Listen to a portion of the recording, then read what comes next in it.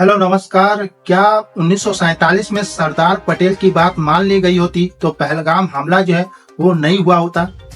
जी हाँ, नरेंद्र मोदी इस समय गुजरात दौरे पर है और बहुत बड़ा बयान जो है इस दौरे में जो है नरेंद्र मोदी ने दिया है और कहा है कि अगर 1947 में देश के विभाजन के बाद प्रथम गृह मंत्री सरदार वल्लभ भाई पटेल की सलाह मान ली गई होती तो पहलगाम हमला जो है कभी नहीं हो पाता। पीएम मोदी ने आगे कहा है कि अगर सरदार पटेल की बात जो है वो मानी होती तो भारत के खिलाफ जो आतंकवादी गतिविधियां है वो भी जो है रुक गई होती उसी समय। गांधीनगर में एक रैली को संबोधित करते हुए नरेंद्र मोदी ने दावा किया है कि पाकिस्तान की ओर से कश्मीर पर कब्जा करने के लिए आक्रमण करने वाले जो मुजाहिदीन के लड़ाकों से निपटने के लिए सरदार पटेल की सलाह अगर उस समय 1947 में मान ली गई होती तो ये चीज नहीं होता। उस समय जो है नजरअंदाज किया गया सरदार पटेल की सलाह को। आगे नरेंद्र मोदी जी कहते हैं कि 1947 में भारत माता के टुकड़े कर दिए गए। जब जंजीरें काटना चाहिए था तब जो है हाथ काट दिए गए। देश के तीन टुकड़े किए गए, यानी 3 हिस्सों में बांट दिया गया और उसी रात कश्मीर की धरती पर जो है आतंकवादी हमला भी हुआ। पाकिस्तान के मुजाहिदीन के नाम पर आतंकियों की मदद से भारत माता के एक हिस्से पर जो है वो कब्जा कर लिया गया। अगर उस दिन ये मुजाहिदीन मारे गए होते और सरदार पटेल की सलाह जो उस समय नजरअंदाज नहीं की गई होती, मान ली गई होती, तो पिछले 75 सालों से जो आतंकवादी घटनाएं चल रही है वो सिलसिला जो है नहीं दिखता और ये पहलगाम हमला जो है ये भी नहीं होता। पीएम मोदी आगे कहते हैं कि पाकिस्तान को जब ये एहसास हो गया कि वह सीधे तौर पर भारत से युद्ध नहीं कर सकता, भारत से युद्ध जो है नहीं जीत सकता, तो उसने सीमा पार अपने देश में जो है आतंकवाद के रूप में जो है वो भारत में आतंकवादी हमले जो है वो कराने लगे और उसका नाम जो है वो प्रॉक्सी वार शुरू कर दिया पाकिस्तान ने। नरेंद्र मोदी ने इसी गांधीनगर के रैली में आगे बात को कहा है कि जब पाकिस्तान के साथ युद्ध की जरूरत पड़ी तो भारत की सैन्य शक्ति ने 3 बार पाकिस्तान को हराया है। पाकिस्तान को हर मोर्चे पर जो है धूल चटाई है भारतीय सेना ने।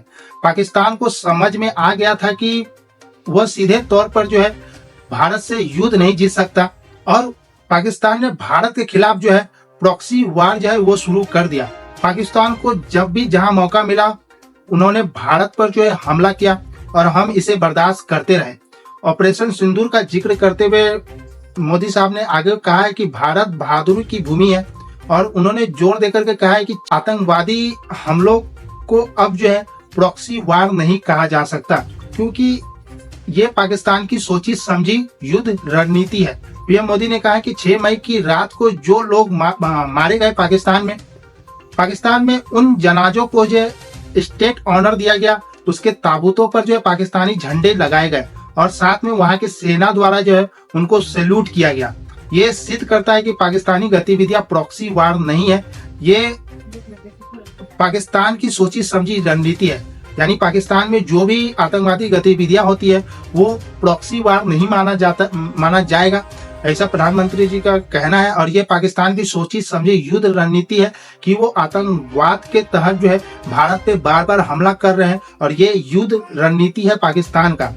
और आगे कहना है कि अगर आप वार ही कर रहे हैं तो उसका जवाब भी वैसे ही मिलेगा।